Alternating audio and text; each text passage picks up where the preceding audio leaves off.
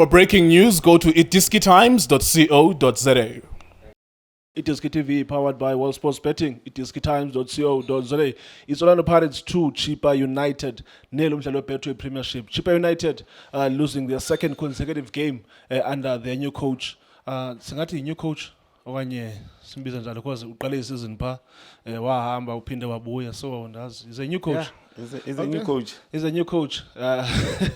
Coach Kanu losing his second game. Remember, he lost his first game in charge against his former team, Amazulu, losing by 3-0. Namhlanje has conceded another 2, meaning that he's conceded 5 in 2 games, yet to score a goal. And ke lenoda ayisebenzelayo.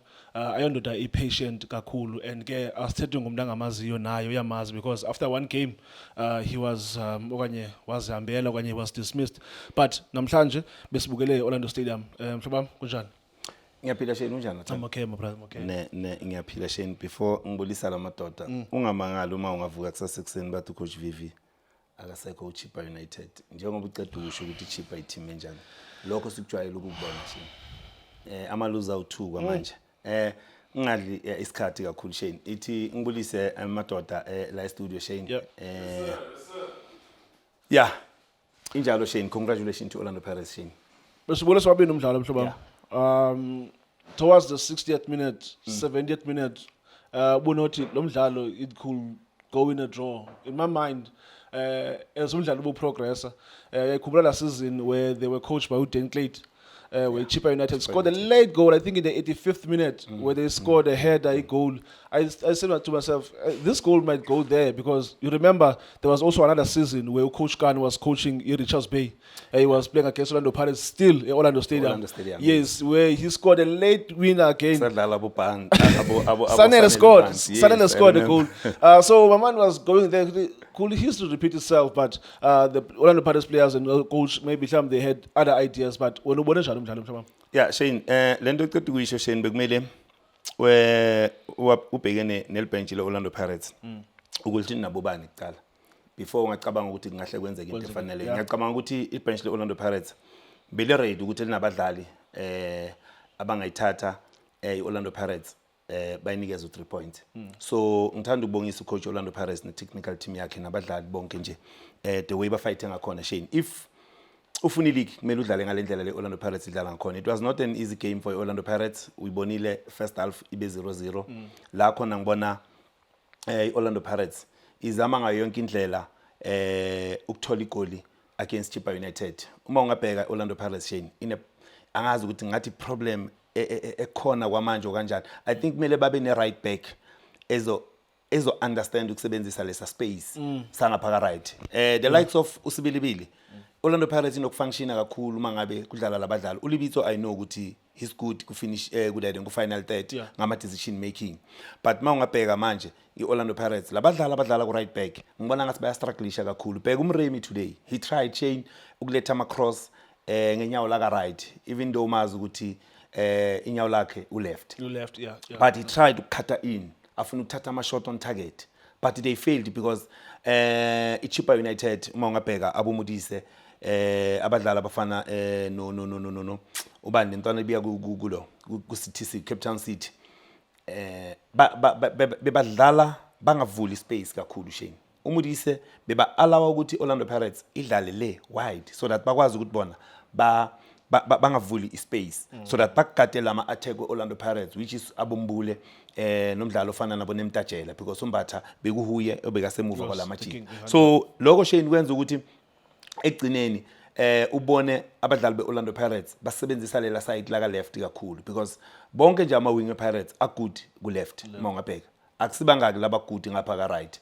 Ngakutshela ngathi ugcine ngabadlali abafana nabo bani lentwana ehambile le ese South Arabia unkotha abonkotha nabo saleng. So Shane ngiyacabanga ukuthi game plan be right, bahlulekile ukuthola igoli la khona ngibona iOrlando Pirates izama ngayo yonke indlela. I like umbule the way bekadlala ngakhona. Yazi Shane kunala khona ngembona ukuthi unokudlala lama back pass, adlale lama back pass, but always ufuna ama forward pass umbule. Uyayifoster lento ukuthi ngifuna ukuthena, ngifuna ukudlalisa abadlali sidlale lama 1-2, because beba try ukudlala la kuma pockets. Njengoba ngisho ngithi ngiyinikezile iChippa United i defense yayo first half abo Majaribodu nabo abo Modise nabo Kemisi ukuthi bazame ukudila nale attack yeOrlando Pirates. You know ukuthi uma unabadlali abafana nabo Real White, unabadlali abafana nabo Mbule, then kuba nzima ku opponent ukuthi bangazama ukuthi badile ngale attack yeOrlando Pirates. But second half Shane ila izinto ngibona ngathi isichange khona because first half ichipa ngiyayinikeza nayo, especially uma ungabheka ngeattack yabo beba neplan beba leader ngomdlalo ofana noEvangala up front ene mabhola onke bewathola bekangawalahla amabhola bekadinga abo Matros. It's so good. Exactly, bekadinga abo Matros ukuthi bafike bazomjoin ene siyababona abo Matros uzamile ukuhlupha Orlando Pirates ngapha baphethe usithole ku left, so bazama no Figueiredo, so bazama ukuthi bafuna ukuthi at least sibonise Orlando Pirates ukuthi nathi siyafuna ukufika. That is why uthola abadlali abafana noBusibisi bagcine bathola amakhadi. Yila ngibona khona ukuthi ucoach VV mina kuya ngami wenza ama sub early. Ngiya understand la masub awenzile, ngiya understand ukuthi why bekashala ama sub because uma ungabheka bekadinga manje ukuthi okay ngiyazama ukuthi ngifuna ukuyilanda iOrlando Pirates ngiyahluleka, so ubheke lesikhathi ukuthi okay manje I think it's 70 minutes, let me try ukuthi ngithole 1 point.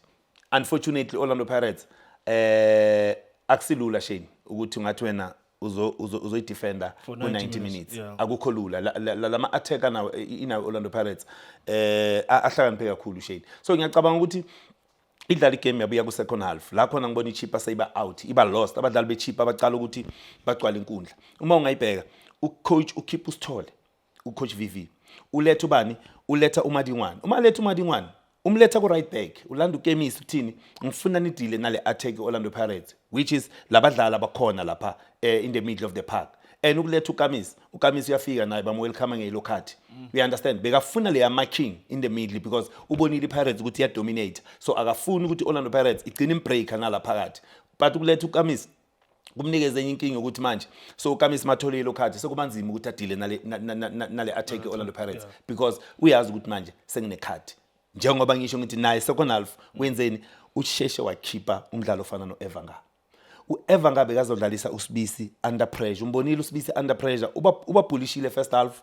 Second half yila khona kumele uthume uEvangala ngicela udlale eduze noSibisi, ngicela wonke amabhola wa receive eduze noSibisi so that uyazi ukuthi uma necard akusilula ukuthi angeke abe comfortable Shane, angeke abe comfortable because uyazazi ukuthi nginelo card ngapha uEvangala wenza uyakwazi ukuwina lawo mabhola. But ngabona ucoach VV yamdonsa ngathi no so unikeza abadlali abafana naboSibisi manje ifreedom ukuthi abakwazi ukuphefemula now because ubabonile ukuthi bese bakwazi aboSibisi manje bebangasana pressure dlala ngaso center futhi. Exactly, we understand kusho kona ukuthi leya pressure bekabanikeza yona ngomdlalo ofana noEvangala ayizange saba khona. Okay, why ungalethanga mhlambe uGamaldini ayidlala kule position noma ngabe ufuna umdlalo ukuthi azonikeza uSibisi problem because nange area ama ball ugood, you understand. So ngibona mina coach VV ama sub wakhe amshayile and wenza ama sub amaningi kakhulu. Yes, ubalethile abobonani, ubalethile abohlobe because ufuna ama fresh legs, uletha abadlali ukhipha abadlali abafana nabo Matros. Ngiya understand lokho because bese ngicaba ukuthi ufuna le energy, ufuna ukuzama ukuthi athole le draw because ubalethile abanye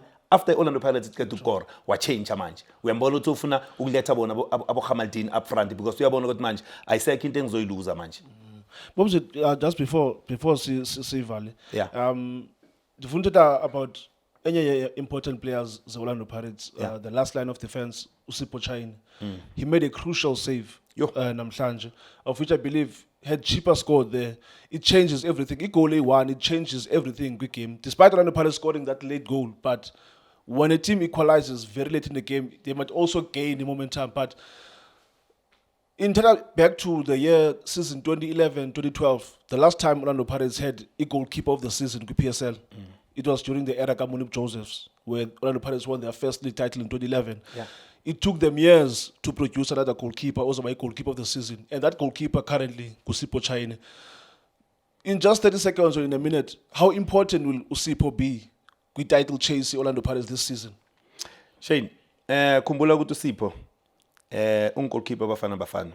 uSipho Chine goalkeeper of the season kule season esibuya kuyo. So ngihlala ngisho Shane ngithi ngiyathuka ngale position yakathi Sipho Chine ukuthi if uSipho angahlala ngabi khona kuOrlando Pirates iOrlando Pirates inayo goalkeeper yini na because ubuthelezi uyamazi ukuthi inokumshaya handling Understand? Sometimes enyaweni akakwazi ukudlala. So ubaleke kakhulu umdlalo ofana noSipho Chayine Shane ku-Orlando Pirates because ungambheka umdlali cisha ngawadlala wonke lama game we-Orlando Pirates if akawathola ama-injury because ngaphandle kwaSipho Chayine sometimes not the way organizer ngakhona i-defense yakhe ngimzwile nje not the way ashouta ngakhona uma ngabe abosibisi benza ama-mistake because uyabona banokwenza ama-mistake la ubona khona ukuthi if bathola mhlambi opponent ehlakaniphile bangaba punish but I like the way angakhona uSipho the way organizer ngakhona i-defense yakhe the way akhuluma ngakhona ngiyacabanga ukuthi ubaleke kakhulu uye umdlali obaleke kakhulu ojoin abadlali abafana nabo apolice lo ngimbona nami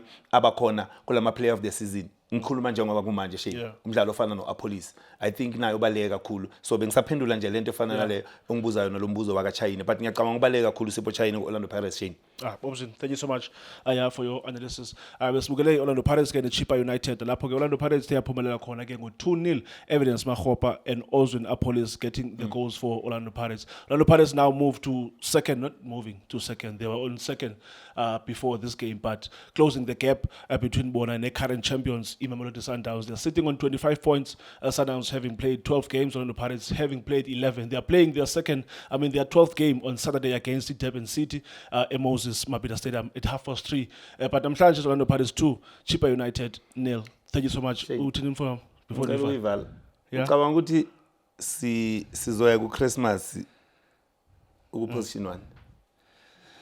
Uma ucabanga phela kuyoba sonke isikhathi Sundowns uma iya ku Christmas isuka ku position 1. So ucabanga ukuthi manje amatafula aphendukile manje shi. No, akunanix ephendukile bobuzini. Orlando Pirates are on bangu number 2 below. They are now on 25 points. Who stays there kasi ku Christmas okanye ngubani ongahlala ngapha. We're going to have to wait and see mhlawumbe Christmas is coming. But that's all I have to say. Orlando Pirates 2, Chippa United 0. Thank you so much for watching Ituski TV. Sharp. Shapunjani bafowethu igama lami uLindo Pep, the best analyst in the country. Please don't forget to subscribe to Ituski TV. Tanko. This is Bongane Benedict Vilakazi, they call me so. Niyazi bafethu, ama coach for life, they are back in winning ways. Please, siyacela ukuthi subscribe Ituski TV.